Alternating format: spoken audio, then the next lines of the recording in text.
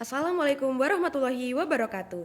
Selamat pagi teman-teman semua. Perkenalkan, nama saya Natania Ameltitan Pratiwi dari Program Studi Teknologi Hasil Perikanan, Fakultas Perikanan dan Ilmu Kelautan Universitas Brawijaya. Pada kesempatan kali ini, saya ingin menyampaikan pandangan serta analisis terhadap wacana amandemen kelima Undang-Undang Dasar 1945 disertai dasar pertimbangan yang konkret. Wacana amandemen Undang-Undang Dasar 1945 bukanlah permasalahan baru di Indonesia. Undang-Undang Dasar 1945 telah diamandemenkan sebanyak 4 kali, yakni amandemen pertama yang berlangsung pada 19 Oktober 1999, amandemen kedua yang berlangsung pada 18 Agustus tahun 2000, amandemen ketiga yang berlangsung pada 10 November tahun 2001, dan amandemen keempat yang berlangsung pada 10 Agustus tahun 2002.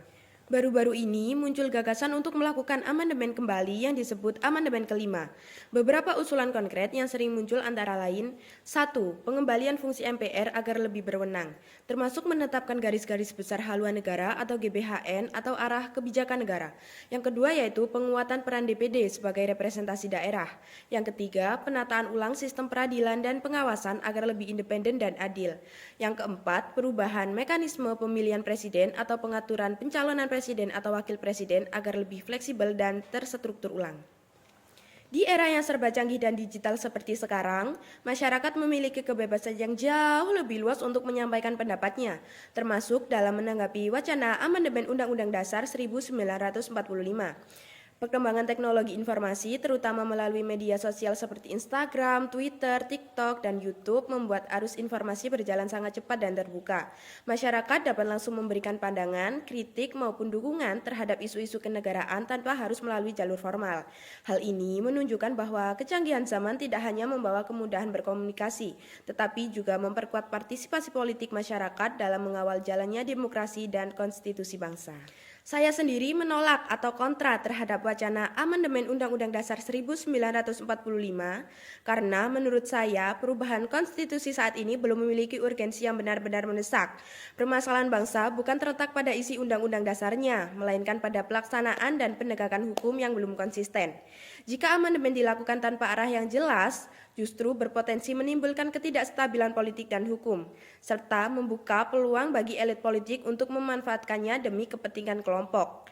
Selain itu, wacana pengembalian kekuasaan besar kepada MPR melalui garis-garis besar haluan negara atau GBHN dapat mengancam sistem presidensial yang sudah mapan dan mengurangi kedaulatan rakyat dalam menentukan arah kebijakan negara. Amandemen yang tergesa-gesa juga beresiko mengubah nilai-nilai dasar dan prinsip-prinsip yang telah menjadi pondasi negara Indonesia.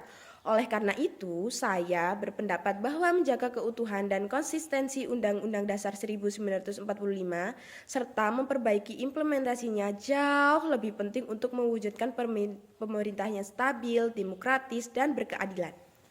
Saat ini di media sosial banyak bermunculan suara yang mendukung atau pro terhadap amandemen Undang-Undang Dasar 1945 dengan berbagai alasan. Salah satu alasannya yaitu amandemen akan membuka peluang negara untuk memperbarui konstitusi agar lebih relevan dengan tantangan zaman. Misalnya dengan mengatur aspek-aspek baru seperti keamanan cyber, perlindungan data pribadi, keadilan lingkungan, atau hak digital yang belum tertamu secara jelas dalam Undang-Undang Dasar sekarang. Selain itu, ada argumen bahwa amandemen bisa memperkuat fungsi lembaga negara termasuk DPD dalam pengawasan lembaga kehakiman agar lebih seimbang dan demokratis, serta agar kebijakan negara mendapat kerangka jangka panjang atau GBHN yang bisa menjamin kesinambungan pembangunan lintas rezim. Amandemen menurut para pendukungnya bukanlah sekedar mengubah pasal, melainkan memperkuat landasan konstitusional agar sistem negara bisa menjadi lebih adil, efisien, dan adaptif terhadap perubahan zaman. Berikut adalah contoh argumen mendukung atau pro terhadap wacana amandemen Undang-Undang Dasar 1945. Bila amandemen dimaksudkan untuk mengembalikan GBHN agar kebijakan negara tidak sporadis, itu bisa bermanfaat. Tetapi bila GBHN dijadikan alat legitimasi kekuasaan tertutup tanpa akuntabilitas publik, maka kita harus kritis. Sekian video tugas mengenai pandangan dan analisis terhadap wacana amandemen Undang-Undang Dasar 1945 dari saya. Terima kasih atas kesempatan dan perhatiannya. Mohon maaf bila terdapat kesalahan baik disengaja maupun tidak disengaja. Wassalamualaikum warahmatullahi wabarakatuh.